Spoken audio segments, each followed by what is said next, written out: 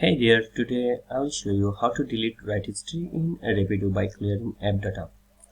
Rapido does not have a built-in option to delete write history, but you can clear it by deleting the app data. Follow these simple steps. First, scroll down and tap on apps or long press on the apps. Then you will see an options app info or uninstall or share. Just tap on app info. Then in the app info section you will see an option clear all data here on the bottom right corner. So now tap on it and you will see a option delete all data.